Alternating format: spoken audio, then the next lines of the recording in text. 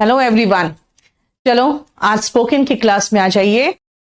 Spoken में concept पे ध्यान रखोगे ना तो बहुत आराम से सब कुछ समझ में आएगा। आज मैं आपको बहुत बढ़िया दो कॉन्सेप्ट एक में खत्म कराऊंगी और वो है कि आप किसी को आदेश देते हो तो कैसे दोगे और अपने रूटीन एक्शन की बात करते हो तो कैसे करोगे। बेटा इंग्लिश और हिंदी में एक फर्क है कि जब हिंदी बोलते हो तो शुरुआत तो कर्ता यानी करने वाले से करते हो, लेकिन उसके तुरंत बाद आप ऑब्जेक्ट यानी जिस पर काम हुआ उस पर उतर जाते हो और वर्ब को लास्ट में लगाते हो। जैसे अगर मैं कहूं मैं इंग्लिश पढ़ाती हूं, लेकिन अगर इसी का इंग्लिश बनाना है तो बोलना पड़ेगा मुझे मैं पढ़ाती हूं इंग्लिश यानी I teach English. So always remember, जो इंग्लिश में जो कॉन्सेप्ट होता है, इंग्लिश का जो कॉन्सेप्ट होता है, इंग्लिश के कॉन्सेप्ट को अच्छे से ढंग से समझना, हमेशा ये कॉन्सेप्ट का ध्यान रखना कि जो वर्ब होता है हिंदी में लास्ट में आता है, इंग्लिश में वर्ब लास्ट में नहीं आता। और ये अगर मैं इंग्लिश और हिंदी की बात करूं तो इसका जो स्ट्रक्चर ऑफ द सेंटेंस है, स्ट्रक्चर है जो सेंटेंस का, दिस इज वेरी इंपॉर्टेंट।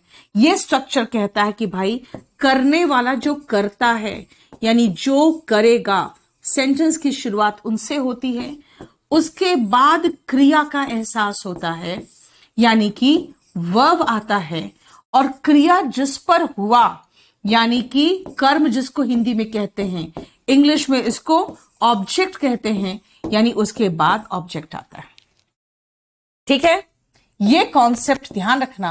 और ये कॉन्सेप्ट के साथ आज मैं आपको दो स्ट्रक्चर सिखाऊंगी और वो दोनों बहुत बढ़िया स्ट्रक्चर है। और वो पहला स्ट्रक्चर है इंपरेटिव सेंटेंस का। इंपरेटिव सेंटेंस क्या होता है पहले ध्यान से समझो। मैं आपको पहले इंपरेटिव सेंटेंस होता क्या है ये ध्यान से समझना, उसके बाद में बताती हूं।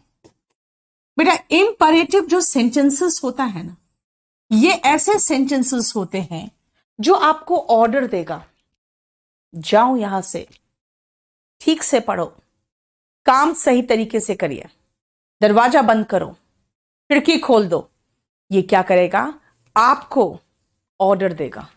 बेटा ऑर्डर किसको दे रहा है? आपको। आपको मतलब सामने वाले को। जब आप सामने वाले को ऑर्डर दोगे तो इसमें सब्जेक्ट का जरूरत नहीं है। क्यों? क्योंकि काम करने वाला कौन है? सामने वाला। इसका मतलब है कि हम इंपरेटिव सेंटेंस की बात करें तो मैं कहूंगी भाई देखो, सेंटेंस का स्ट्रक्चर होता है सब्जेक्ट, वर्ब, ऑब्जेक्ट। आप खुद सोच लो, खुद ये कॉमन सेंस की बात है कि भाई करने वाले तो सामने बैठा हुआ है। हम तो कह रहे हैं यहां से जाओ, हम कहां कह रहे हैं तुम यहां से जाओ। मैं तो कह रहा हूं खिड़की खोल दो, मैं कहां कह रहा हूं तुम खिड़की खोल दो। नहीं बोल रहा हूं। इसका मतलब है कि आप सामने वाले को ऑर्डर दे रहे हो, तो ये सब्जेक्ट की आपको जरूरत ही नहीं है। इंपरेटिव सेंटेंस में हमें सब्जेक्ट की जरूरत ही नहीं है। ओके, तो शुरुआत किससे करें? वर्ब से। बेटा वर्ब का बेस फॉर्म से शुरुआत करते हैं। जब भी हम वर्ब का ऐसा स्ट्रक्चर लिखें, समझ जाना बेस फॉर्म ऑफ वर्ब। अब सुनो, बेस फॉर्म ऑफ वर्ब क्या है? आपको वर्ब का चेंज हम कैसे करते हैं, जब हम उसके फॉर्म्स याद करेंगे, उसको चेंज कैसे करते हैं वो मैं सब आपको सिखाऊंगी। लेकिन अभी फिलहाल हमें वर्ब के फॉर्म्स की जरूरत ही नहीं है, क्योंकि जैसे मैं कहूं अच्छा सोने का इंग्लिश क्या है तो स्लीप, समझ जाना स्लीप बेस फॉर्म है। ओके, होने का इंग्लिश क्या होता है? बी। अच्छा बी का मतलब बेस फॉर्म। ओके, जाने का इंग्लिश क्या होता है? गो। अच्छा गो बोल रहे हो, इसका मतलब मैं जो बोल रही हूं ना आपको, मैं आपको प्योरेस्ट फॉर्म बता रही हूं वर्ब का, प्योरेस्ट फॉर्म बता रही हूं। ठीक है, प्योरेस्ट फॉर्म का मतलब होता है कि भाई ये फॉर्म ऐसा है जो प्योर है, सारे फॉर्म्स इससे ही बनेंगे। यानी अगर आपको वर्ब से शुरू करना है तो कितना आसान है कि हमें ना टेंस का झंझट, ना किसी तरह की कोई परेशानी, बस सीधा सीधा लिखते चले जाओ। जैसे अगर मैं आपको कहूं यहां से जाओ, है ना, अगर मैं सबसे पहले कहूं जाओ, तो जाओ का मतलब हुआ गो, ठीक है, जाओ, गो अवे। और अगर मैं कहूं यहां से, तब लगाऊंगी ना फ्रॉम हियर। अब मैं इतना लंबा चौड़ा सेंटेंस तभी लिख पा रही हूं जब मुझे पता है कि भाई वर्ब का बेस फॉर्म से शुरू करना है, ठीक है। यानी कि एटलीस्ट आपको ये स्ट्रक्चर यहां तक तो आना ही चाहिए कि आपको वर्ब का बेस फॉर्म से शुरू करना है, ठीक है ना। अगर मैं कहूं खाना खा लो, अगर मैं कहूं आपको खाना खा लो, रिमेंबर इंपरेटिव सेंटेंस में हैव, खाना खा लो, कहां का खाना, कौन सा खाना, ओके, दोपहर की बात कर रहे हो आप, तो कहूंगी हैव लंच। कहोगे मैम अभी तो 8 बज गए, 8:30 बज चुके हैं, तो अभी क्या बोलोगे, हैव डिनर। अब कई बार बच्चे पूछते हैं मैम हैव डिनर बोलेंगे कि हैव द डिनर बोलेंगे। बेटा ये सब छोटी छोटी जो चीजें हैं वो धीरे धीरे आएगी। जब मैं आपको आर्टिकल पढ़ाऊंगी तो कहूंगी देखो लंच डिनर वगैरह के साथ आर्टिकल नहीं आता, है ना।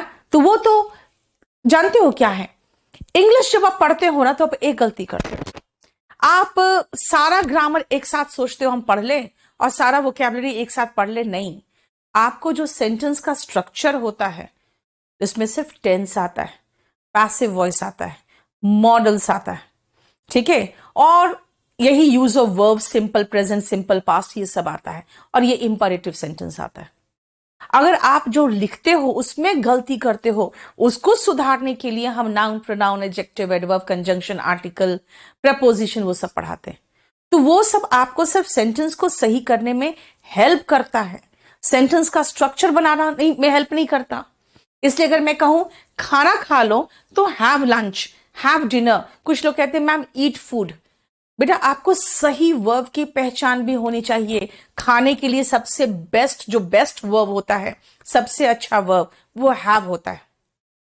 और हैव का बेस फॉर्म क्या है, हैव है। अगर आप पूछोगे मैम खाने का इंग्लिश क्या लगाओगे, बेस्ट है हैव लगा दो, तो अब फिर हमसे नहीं पूछोगे मैम कौन सा फॉर्म लगाए, क्योंकि मैं जब आपको फॉर्म बताऊंगी तो बेस फॉर्म ही बताऊंगी, ठीक है। यानी कि इस तरह से आपको वर्ब से शुरू करना है और वर्ब के बाद क्या, क्या, क्या और किसको का जवाब होता है ऑब्जेक्ट। अगर वर्ब के बाद आप पूछोगे क्या, जैसे अगर मैं कहूं उसकी सहायता करो, हेल्प हिम, लड़का है तो हिम, लड़की है तो हर, हेल्प हिम। अच्छा ये हेल्प लगा दिया वर्ब का बेस फॉर्म। कहोगे किसको, किसको का जवाब ऑब्जेक्ट होता है, हेल्प किसको, हिम, उस लड़के को, ये भी ऑब्जेक्ट है। अगर मैं कहूं हैव, खा लो, आप पूछोगे क्या, तो क्या का जवाब भी ऑब्जेक्ट होता है। So remember you should know the structure of the sentence. हम ऐसे करीबन 100 से ऊपर इंपरेटिव सेंटेंसेस बनाएंगे जिसमें आपको सिर्फ एक ही चीज करना है यार, सिर्फ एक ही चीज करना है, वर्ब का बेस फॉर्म लगाना और उसके बाद जो दिया है वो लगा देना, ठीक है। चलिए अब आते हैं, हम आपको इंपरेटिव सेंटेंस में लेके चलते हैं।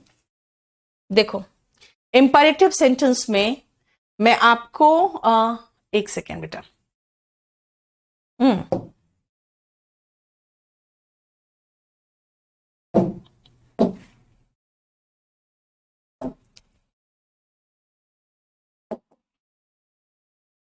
आपको इंपरेटिव सेंटेंस दिखाती हूं मैं। इंपरेटिव सेंटेंस में सबसे पहले मैं आपको कुछ बढ़िया सेंटेंसेस दिखाती हूं आज।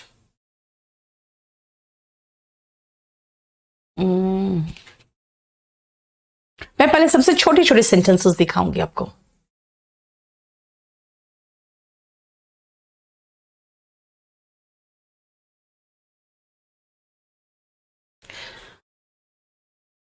चलो शुरुआत से दिखला देती हूं मैं आपको। सबसे पहले तो ये पेज देखो आप, पहले ये पेज देखो,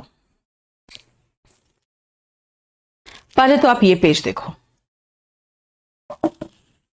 रिमेंबर जब आप इंपरेटिव सेंटेंसेस की बात करते हो ना, तो इंपरेटिव सेंटेंस में वो सारे ऑर्डर्स, रिक्वेस्ट, सजेशंस, मतलब जितना भी आप सामने वाले को कुछ भी बोल रहे हो, चाहे वो ऑर्डर है, फॉर एग्जाम्पल गो अवे, वो रिक्वेस्ट हो प्लीज हेल्प मी।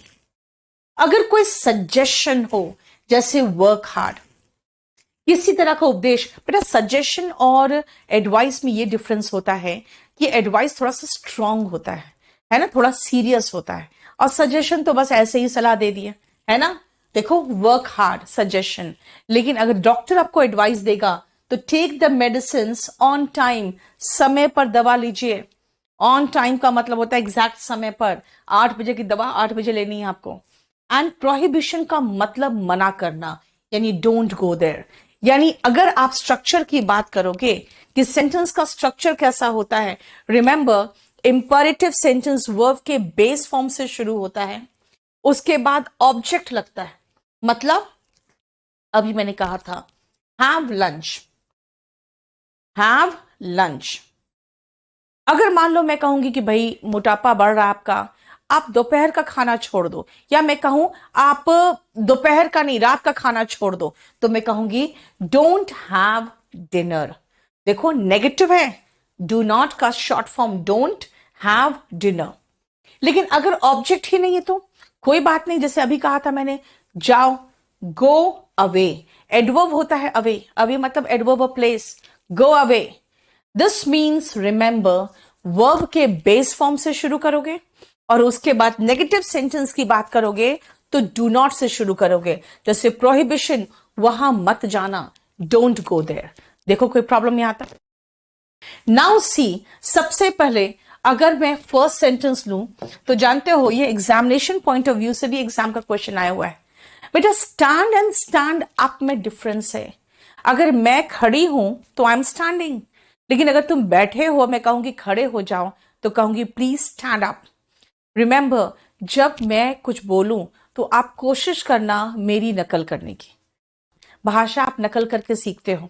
आप जब छोटे थे तो किसकी नकल करते थे? अपनी माँ की। और आपकी माँ जाके आपके मुंह के सामने बोलती थी बोलो माँ माँ, आप उनका मुंह देखते थे और कोशिश करते थे नकल करने की। तो माँ तो नहीं निकलता था, दादा निकलने लगता था। दादाजी खुश हो जाते थे, अरे मेरा बेटा देखो पहले मेरा दादा का नाम ले रहे।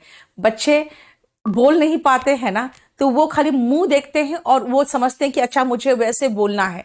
रिमेंबर आप बचपन में भी भाषा सीखे हो नकल करके, इसीलिए आप बड़े भी होगे तो आप सोचोगे कि नहीं नकल करना अच्छी बात नहीं। बेटा परीक्षा में नकल करना अच्छी बात नहीं है, लेकिन रिमेंबर जब आप इंग्लिश बोलना चाहते हो, try to copy those people who speak good English. ठीक है ना, गुड इंग्लिश का मतलब है बेटा इंग्लिश, इंग्लिश नहीं। जो वॉज बोले, वाज नहीं बोले और वाज नहीं बोले, है ना। इसलिए प्रोनाउंसिएशन एंड एक्सेंट बहुत इंपॉर्टेंट है। सो मेरे साथ आप रिपीट करना, जब अब मैं बोलूं इंग्लिश में तो कोशिश करना मेरा प्रोनाउंसिएशन एंड एक्सेंट को रिपीट करने का, ठीक है। देखो मैंने क्या कहा आपको, खड़े होना इज डिफरेंट फ्रॉम जैसे मैं खड़ी हूं, है ना, खड़े हो जाओ, स्टैंड अप, स्टैंड अप, ठीक है। देखो वर्ब के बेस फॉर्म से शुरू हुआ, वर्ब के बेस फॉर्म से। कुछ लोग हार्ड वर्क और वर्क हार्ड में डिफरेंस नहीं जानते हैं, इसलिए फटाफट करना शुरू कर दो। तो आप में से जितने लोग जल्दी से फटाफट जो भी आप सेंटेंस देखो, रिमेंबर वन थिंग, हमें हिंदी का सेंटेंस इसलिए देना पड़ता है क्योंकि मैक्सिमम लोग को हिंदी आता है ना, हिंदी आती है ना आपको, इसीलिए मुझे हिंदी में सेंटेंस देना है। आप देखो और इंस्टेंटली तुरंत आप ट्रांसलेट करो उसको इमीडिएटली, ठीक है। आप सोचोगे मैं नोट्स बनाऊंगा मैम, मैं कॉपी अच्छे से सुंदर से बनाऊंगा। बेटा कुछ बनाने की जरूरत नहीं है, आपको पीडीएफ में सारा लिखा हुआ मिल जाएगा। और अगर कहोगे मैम मुझे हाथ में चाहिए तो आप स्पोकन की बुक खरीद लेना, ठीक है। लेकिन मुझे आपसे बुलवाना है, आपका नोट्स नहीं बनवाना है। एग्जाम में भी कई बच्चे होते हैं बहुत अच्छे से नोट्स बना रहे होते, बेटा आपके दिमाग में जो जाएगा ना बस उतना ही लेके एग्जाम के सेंटर में जाओगे, ठीक है। मेहनत करो, वर्क हार्ड, इसीलिए आपको स्पोकन में भी जितना दिमाग में जाएगा वही मुंह से निकलेगा। आपके कॉपी में जो लिख के रखोगे वो मुंह से नहीं निकलेगा। वर्क हार्ड, हार्ड वर्क नहीं कहा, याद रखना हार्ड वर्क का मेहनत होता है, मीनिंग हार्ड वर्क मतलब मेहनत।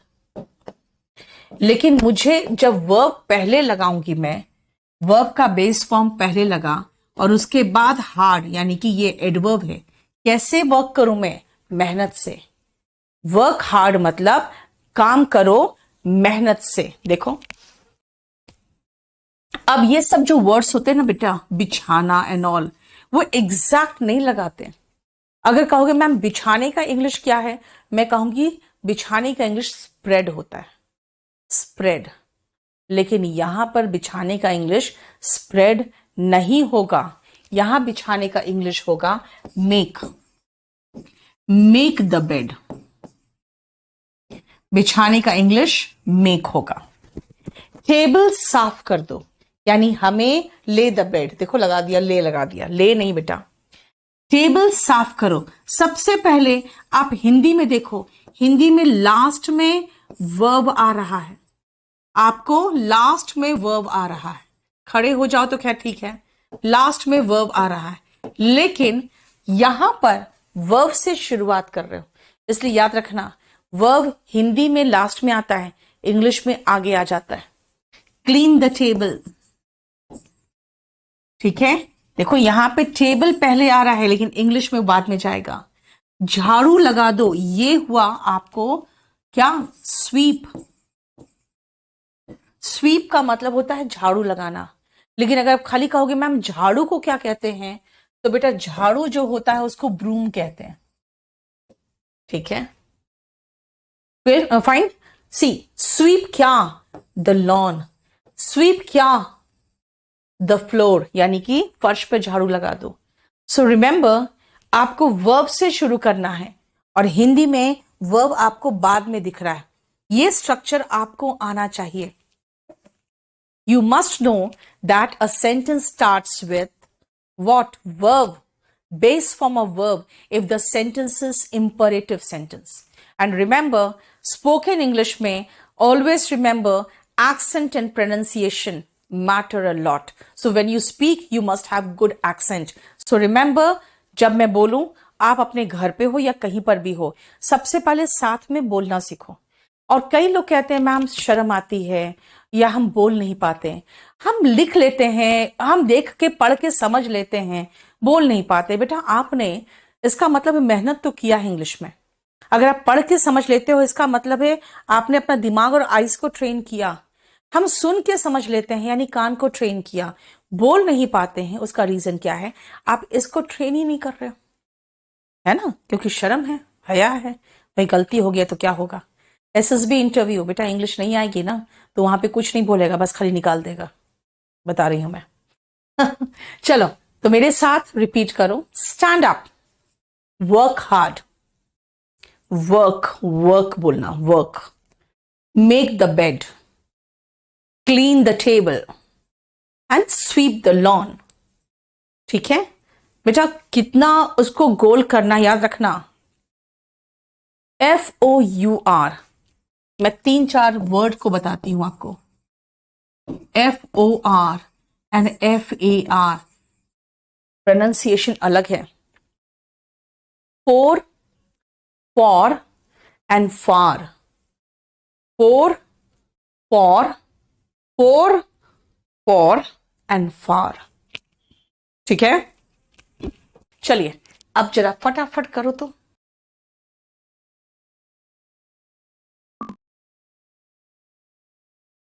चलो शुरू करें। फर्श पर पोछा लगा दो, बेटा पोछा लगाना होता है मॉप, मॉप द फ्लोर। याद रखना आपको फ्लोर और ग्राउंड के बीच में डिफरेंस पाना चाहिए। ग्राउंड होता है जमीन, जो घर के बाहर होता है ना, घर के बाहर जो जमीन होता है उसको ग्राउंड कहते हैं। तभी तो जहां खेलने जाते हैं उसको प्ले ग्राउंड कहते हैं, लेकिन घर के अंदर जो है वो क्या होता है, फ्लोर, FLOOR, फ्लोर, ठीक है। It is mop the floor. देखो वर्ब का बेस फॉर्म से शुरू हुआ, पोछा लगाने का इंग्लिश होता है मॉप, है ना। यानी ये सारे वर्ड्स, घरेलू काम के वाले वर्ड्स भी आपको कई बार नहीं आते। You should know the smallest of the words that you need in your daily routine, right. Next आओ, दाढ़ी बनाकर नहा लो। दाढ़ी बनाना इज शेव एंड नहाना का इंग्लिश होता है टेक बाथ। देखो ये एंड से हमने इस वर्ब के बेस फॉर्म को इस वर्ब से जोड़ा है, है ना। आप कहोगे मैम शेव का मतलब तो समझ में आ गया, लेकिन दाढ़ी कहाँ गया। शेव का मतलब ही होता है दाढ़ी बनाना, आपको दाढ़ी अलग से लगाने की जरूरत नहीं है। शेव योर बियर्ड किसने लिखा था, है ना, वो तो ट्रिम योर बियर्ड लिखा था, और ट्रिम का भी स्पेलिंग रॉन्ग लिखा था। तो रिमेंबर ऐसे नहीं होता, क्या होगा, शेव योर बियर्ड नहीं शेव, ठीक है। हाँ, अगर ट्रिम करने की बात करोगे तब कहोगे ट्रिम योर बियर्ड, है ना। आ जाओ, शेव एंड टेक बाथ। पी कर गाड़ी मत चलाओ, मैंने कहा था नेगेटिव सेंटेंस कैसे शुरू होता है, डोंट से शुरू होता है। नेगेटिव सेंटेंस हम शुरुआत करते हैं डू नॉट से, जिसका शॉर्ट फॉर्म है डोंट। अब डोंट क्या, पीना, एंड फिर डोंट गाड़ी चलाना, दोनों में मना किया जा रहा है। तो पहले तो ड्रिंक करने की बात हो रही है, एंड उसके बाद ड्राइव करने की बात हो रही है। तो पहले ड्रिंक करना फिर ड्राइव करना, ये मत करो, डोंट ड्रिंक एंड ड्राइव।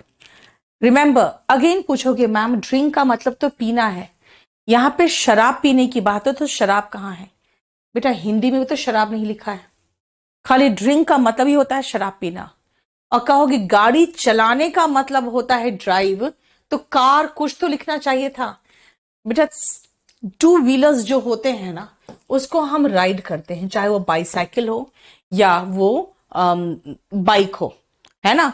लेकिन अगर आप फोर व्हीलर्स की बात करोगे तो उनके लिए ड्राइव होता है, याद रखना।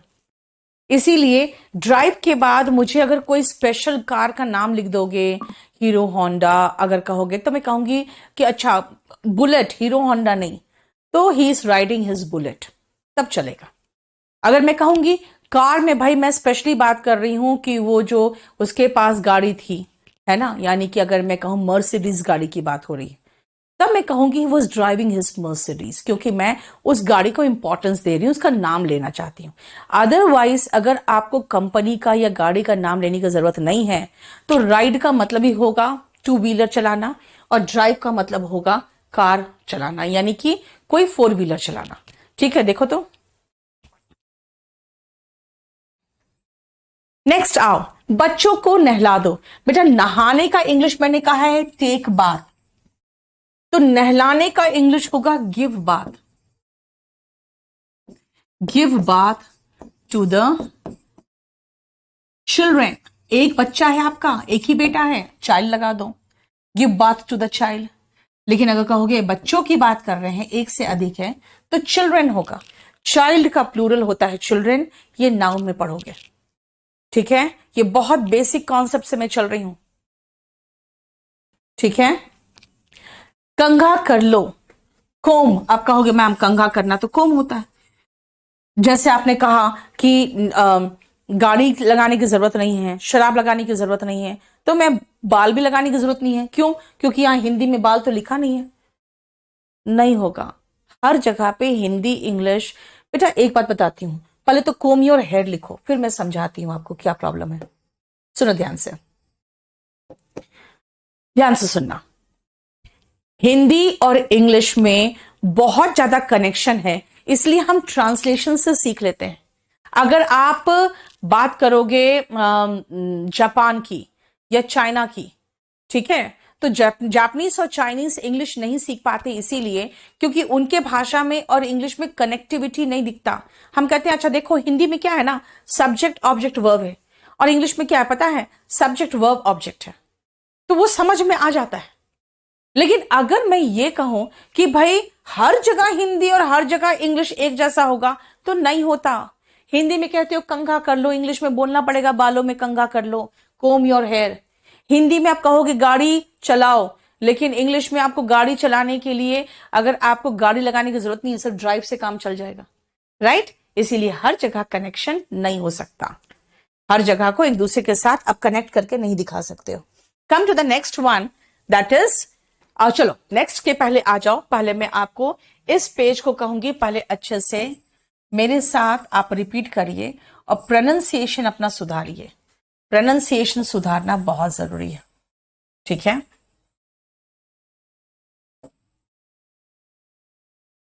हम्म,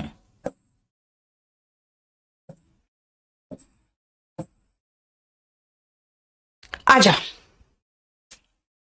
mop the floor, shave and take bath, shave, save नहीं, सेव तो हो जाएगा बचाना, SAVE, है ना। क्या कहा, shave and take bath. Don't drink and drive, don't drink and drive. Give bath to the children, छोटा सा बच्चा हो तो give bath to the baby. And comb your hair. बताओ कोई प्रॉब्लम यहां तक?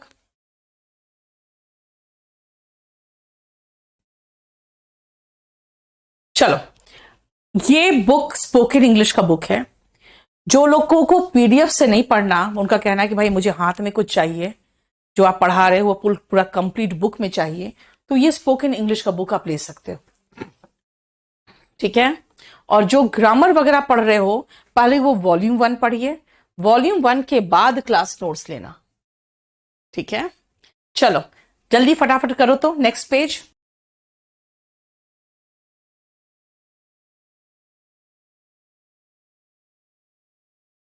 अब आओ, मैं आपको, जानते हो किस लेवल तक का कराती हूं मैं आपको यहां तक कि फ्रेजल वर्ब भी कराती हूं। मैं करीबन आपको अराउंड 80 फ्रेजल वर्ब्स कराती हूं, और वो जो 80 फ्रेजल वर्ब्स होते हैं उसमें 40-50 आप इस्तेमाल कर लोगे, मोर देन सफिशिएंट है, लेकिन मैं 80 कराती हूं। उसके अलावा देखो इस तरह के सेंटेंसेस में आपको फ्रेजल वर्ब आएंगे। बेटा उतार दो का इंग्लिश होता है टेक ऑफ, और पहन लो का इंग्लिश होता है पुट ऑन, पुट ऑन, ठीक है। ये सब स्मॉल फ्रेजल वर्ब्स है जो आपको आना चाहिए। अब है अपनी शर्ट पहन लो, यानी किसको कह रही हूं मैं, आपको कह रही हूं, अपनी शर्ट पहन लो, तो पुट ऑन योर शर्ट, है ना। टेक ऑफ योर शर्ट, उतार दो your shirt, take off your shirt. अपनी पैंट पहन लो, पुट ऑन योर पैंट। बेटा कोई वर्ड नहीं होता, पैंट्स होता है, याद रखना, है ना। जैसे आप जीन तो नहीं बोलते हो ना, क्या बोलते हो, जीन्स, है ना, ये कहते हो। वैसे ही ट्राउजर्स, जो पैंट्स होते हैं ना, जीन्स होते हैं, ट्राउजर्स होते हैं, ये बहुत इंपॉर्टेंट वर्ड्स है जहां पे आपको दो ऐसे पोर्शन एक साथ दिखते हैं। वो क्या होते हैं, वो हमेशा प्लूरल में इस्तेमाल होते हैं। जैसे कि चश्मा स्पेक्टिकल्स कहलाता है, स्पेक्टिकल नहीं कहलाता, ठीक है। इसीलिए क्योंकि ये प्लूरल में आएगा। क्या कहा मैंने, put on your pants, take off your shirt. 6 महीने पढ़ोगे, आपका कॉन्सेप्ट इतना क्लियर हो जाएगा कि फिर आप कहीं पर भी पढ़ाने में आप नहीं फंसोगे, ठीक है। FCAT बहुत आसान है बेटा, कोई सा भी बैच ले लो। अपना बैग और चश्मा साथ ले जाना, मतलब कैसे ले जाओगे साथ, बेटा उठा के ले जाओगे ना, तो कैरी लगाओ, कैरी, कैरी क्या, अपना, अपना मतलब मैं आपको कह रही हूं, आपका, your, carry your bag and, मैंने क्या कहा, स्पेक्टिकल नहीं बोलना, इट इज स्पेक्टिकल्स। जितने भी आपके औजार या पहनावे की चीजें हैं जो आपको जोड़े में दिखते हैं, spectacles, sunglasses, reading glasses, pants, trousers, कैंची, सीजर्स, ठीक है, ये सब क्या है, प्लूरल में आते हैं हमेशा, क्योंकि वो हमेशा आपको जोड़े में दिखेंगे। इसलिए मैंने क्या कहा, carry your bag and spectacles. पकाओ, पकाने का इंग्लिश क्या होता है, कुक, कुक क्या, कुछ, कुछ मतलब समथिंग, कैसा, स्वादिष्ट, स्वादिष्ट का इंग्लिश होता है delicious, cook something delicious, DELICIOUS, delicious. बेटा श है, स नहीं है, डेलिशियस मत बोल देना, it is delicious, cook something delicious, ठीक है। मेरा नाश्ता परोस दो, परोसना का इंग्लिश और सेवा करना दोनों का इंग्लिश होता है सर्व। परोसना और सेवा करना दोनों का इंग्लिश होता है सर्व। सर्व क्या, सर्व माई ब्रेकफास्ट। बेटा इसको ब्रेकफास्ट मत बोलना, हालांकि बना तो वहीं से है, फास्ट का मतलब होता है व्रत, बेटा रात को 10 बजे खाते हो, सुबह 10 बजे नाश्ता करते हो, तो 12 घंटे का व्रत तो हो ही गया। और उसको ब्रेक करते हैं ना 10 बजे सुबह, तो ब्रेकफास्ट ही तो होता है, लेकिन बोलते हैं ब्रेकफास्ट, है ना। सर्व माई ब्रेकफास्ट, ठीक है। देखो, ब्रेकफास्ट मत बोलना, क्या बोलोगे? फास्ट लिखा हुआ है लेकिन ब्रेकफास्ट है। चलो नेक्स्ट आओ, 16 to 20 फटाफट देखो तो।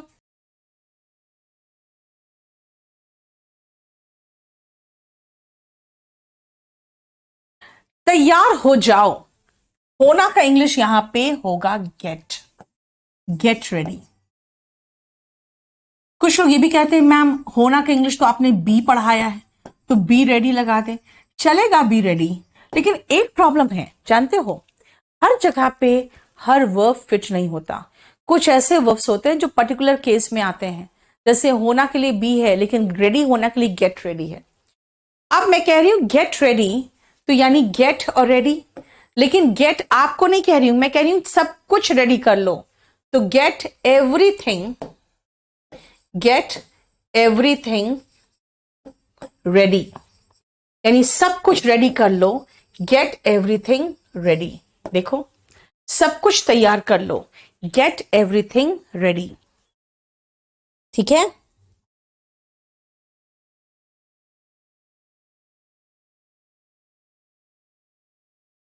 क्लियर? हाथ पोंछ लो, पोंछना का इंग्लिश होता है वाइप योर हैंड्स। एक हाथ की बात करोगे तो योर हैंड लगा दो। अब कहोगे मैम अपना हाथ तो नहीं लिखा है, बेटा हिंदी में बहुत कुछ नहीं लिखा रहता है, वो आपको मानना पड़ेगा। हाथ पोंछ लो मतलब आपको आपका ही हाथ पोंछने बोलूंगी, आप मेरा हाथ नहीं पोंछोगे। और अगर मैं कहूंगी मेरा हाथ पोंछ दो, तब कहूंगी वाइप माई हैंड, है ना, एक हाथ दिखा रही हूं तो हैंड, दोनों हाथ कहूंगी तो हैंड्स बोलूंगी, ठीक है। अगर एक हाथ की बात है तो हैंड। आपको कह रही हूं हाथ पोंछने, यानी आपको आपका हाथ पोंछना है, क्या कहूंगी? Wipe your hand. बस पर सवार हो जाओ। याद रखना, जो बड़े वाहन होते हैं ना, जैसे बस हो गया, प्लेन हो गया, ट्रेन हो गया, मेट्रो हो गया, अगर इनमें सवार होने की बात होती है तो आपके लिए एक वर्ड है बोर्ड, BOARD। और याद रखना, कुछ लोग इस पर के चक्कर में इसके बाद ऑन लगा देते हैं, ये तो डिटेक्टिंग एरर का क्वेश्चन हो जाएगा फिर। बोर्ड द बस, ठीक है। बस के साथ बोर्ड के साथ ऑन मत लगा देना, ठीक है। बोर्ड का मतलब होगी, देखो बोर्ड के साथ इन लगा दिया, क्यों भाई? सिर्फ है बोर्ड। और अगर मैं कहूंगी बस से उतर जाओ, तो उतरने के लिए इंग्लिश पता क्या हो जाएगा? डिबोर्ड द बस, डिबोर्ड द प्लेन, है ना। इसलिए आपको बोर्डिंग पास मिलता है ना प्लेन का। जब आपका बोर्डिंग पास मिल जाता है तो जानते हो उसके बाद ही आप प्लेन पे चढ़ पाते हो। तो डिबोर्ड द प्लेन का मतलब हो गया बस से या ट्रेन से या प्लेन से या मेट्रो से, यानी बड़े वाहन में चढ़ना इज बोर्ड और उससे उतरना इज डिबोर्ड, ठीक है। ये मैंने आपको लगा दिया था किस चीज के लिए? उतरने का, सॉरी डिबोर्ड लिखा है मैंने, डिबोर्ड, डिबोर्ड, डिबोर्ड द प्लेन, डिबोर्ड द प्लेन, ठीक है। लाइट जला दो, switch on the light, switch on the light, और लाइट बुझा दो, switch off the light. So remember, चढ़ना बोर्ड, उतरना डिबोर्ड, राइट। पोंछना इज स्वाइप, एंड इस तरह से छोटे छोटे वोकैबुलरी से आप बहुत ज्यादा अच्छा से आप स्टोरीज वगैरह पढ़ने लगते हो। और जानते हो धीरे धीरे फिर उसके बाद जब आपको समझ में आता है ना, जब आपका समझ में आने लगता है, तब इंटरेस्ट क्रिएट होता है। आपका जो स्पोकन का बुक है उसमें ढेरों स्टोरीज भी है, और ऐसे स्टोरी बुक्स दुनिया भर के मिलते हैं, है ना। बच्चों की फेरी टेल्स जानते हो ना, तो आप भी उसको पढ़ सकते हो, आप उसको एंजॉय करोगे। इसीलिए उसको समझने के लिए, उसको सीखने के लिए आपका बेसिक कॉन्सेप्ट ऑफ टेंस तो मजबूत होना चाहिए ना। वहां तक पहुंचाने के लिए मैं आपको अभी करा रही हूं, ठीक है। चलो जल्दी से करो तो।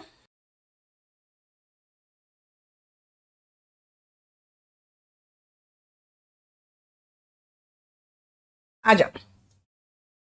चाय उबाल कर छान लो, यानी कि आपको दो चीजें करनी है। चाय उबालनी भी है, चाय छाननी भी है, यानी बॉयल द टी। आप कहोगे मैम द क्यों लगा दिया आपने, ये द कहां से आ गया? बेटा जो चाय चढ़ी हुई है वही तो कहूंगी ना उसको उबालने के लिए। इसका मतलब आप समझ रहे हो, वो डेफिनेट है, जिस चीज को आप दिखा सकते हो। मुझे भी पता है मैं किसकी बात कर रही हूं, आपको भी पता है मैं किस चाय की बात कर रही हूं। तो इसका मतलब है जब वो डेफिनेट हो जाता है तो आर्टिकल द लेता है, क्योंकि आर्टिकल द डेफिनेट आर्टिकल होता है। बॉयल द टी एंड, अब बेटा छानने का इंग्लिश डिपेंड करता है कि क्या छानने की बात कर रहे हो। हाँ, आप कोई लिक्विड छानते हो ना तो उसको स्ट्रेन करते हैं,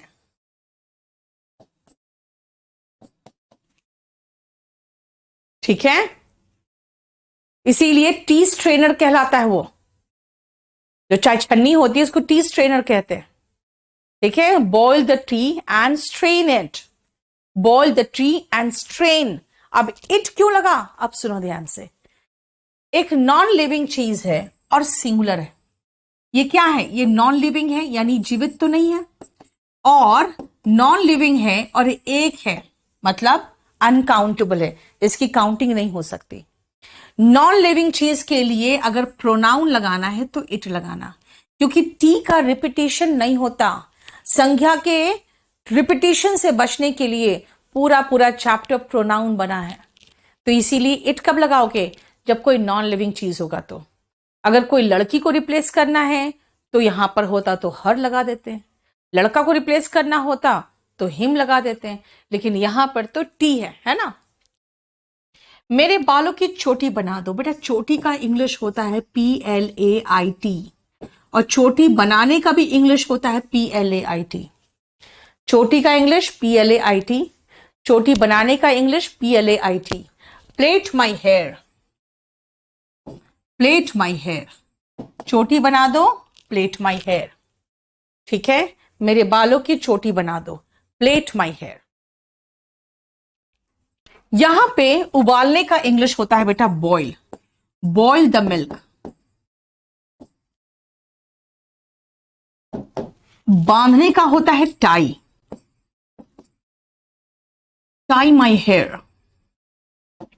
और धीरे चलाओ तो ड्राइव, गाड़ी, गाड़ी का तो इंग्लिश लिखने की जरूरत ही नहीं है।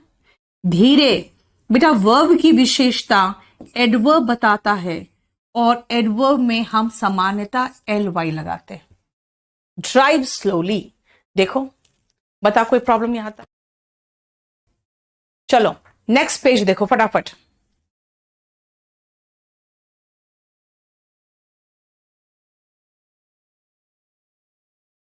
चलो, गाड़ी मत चलाओ। अगर मत चलाने की बात है तो डोंट ड्राइव, डोंट ड्राइव। सबसे पहले तो मत चलाओ, डोंट ड्राइव। चलाना क्या, गाड़ी, okay. Drive car bus truck लगाने की जरूरत नहीं है। अब है लापरवाही से, ये बताता है कैसे। जो बताता है कैसे वो होता है एडवर्ब ऑफ मैनर, और वो वर्ब के बाद लगेगा और केयरलेसली लगाओगे। केयरलेस होता है लापरवाह, केयरलेसली लापरवाही से। केयरलेस लापरवाह, केयरलेसली लापरवाही से, ठीक है? केयरलेस लापरवाह, केयरलेसली लापरवाही से। कपड़े धो लो, वॉश द क्लोथ्स। क्लोथ्स क्यों बेटा, सिले हुए कपड़े तो धो रहे हो ना यार, कपड़े घर के कपड़े ना, है ना? खंगाल लो, खंगालना का इंग्लिश क्या होता है? हाँ, रिंस। ओके, रिंस, किसको रिंस? तो कहोगे मैम यहां तो दिया नहीं है कि किसको रिंस। भाई ऑब्वियसली कपड़े को रिंस करोगे ना। अब देखो एक कपड़ा होता तो इट लगाते, और यहां पे एक से अधिक है तो बेटा इट का बहुवचन वर्ब के बाद देम होता है, रिंस देम। एंड फिर निचोड़ लो, निचोड़ने का इंग्लिश हुआ रिंग। W साइलेंट है, किसको निचोड़ ले, वही कपड़ों को देम। अब भाई दो दो बार देम तो चलो एक बार हटा दो, हो गया रिंस एंड रिंग देम। अब क्या करें, फैला दो, फैलाना का इंग्लिश स्प्रेड। किसको स्प्रेड करें भाई? इन्हीं कपड़ों को फिर से दम लगा दो। किसके लिए? सूखने के लिए। अगर सेकेंड वर्ब को जोड़ना होता है तो हम टू प्लस वर्ब का बेस फॉर्म से जोड़ते हैं। ये स्ट्रक्चर आपको बस आने वाले दिनों में बहुत जल्दी सिखाऊंगे। ठीक है, हो गया। Wash the clothes, rinse and wring them, spread them to dry. ठीक है, देखो अब आपको समझना पड़ेगा कि वोकैबुलरी आना चाहिए। खंगालना यानी पानी से निकालते हो ना जब, दैट इज रिंस, और उसको जब ऐसे पकड़ के निचोड़ते हो तो रिंग। ठीक है, सब तरीके से कपड़े पहनो। बेटा कपड़े पहनने का इंग्लिश ही ड्रेस होता है। कुछ लोग कहते हैं मैम ड्रेस तो कपड़ा हुआ, पहनने का इंग्लिश क्या हुआ? बहुत सारे ऐसे नाउन्स है जो वर्ब में भी वही काम करता है। पानी का मतलब वाटर, पानी दे दो तो वाटर द प्लांट्स। देखो पेड़ों पे पानी दे दो, वाटर द प्लांट्स होता है ना। समझ में आया? यानी कि ड्रेस, ड्रेस कैसे? सभ्य तरीके से, डिसेंटली। ड्रेस डिसेंटली, सभ्य तरीके से कपड़े पहनो, ड्रेस डिसेंटली। किताब है उसको किनारे रख दो। कीप अवे योर, किताब है बुक, या फिर रख दो कीप, क्या? आपकी किताब, योर बुक, कहां? किनारे, aside. Keep away your book या कीप योर बुक असाइड, दोनों तरीका सही है। Keep your book aside. देखो समझने की कोशिश करो बेटा, लास्ट वाला जो पॉइंट होता है ना यही मेन वर्ब होता है। कोशिश करो, ट्राई। अब मैंने क्या कहा था? सेकेंड वर्ब जोड़ना है तो टू से जोड़ दो, है ना। समझने का इंग्लिश होता है अंडरस्टैंड, और इसको जोड़ना है तो टू से जोड़ो। ट्राई टू अंडरस्टैंड, पढ़ने की कोशिश करो, ट्राई टू रीड। सोने की कोशिश करो, ट्राई टू स्लीप, है ना।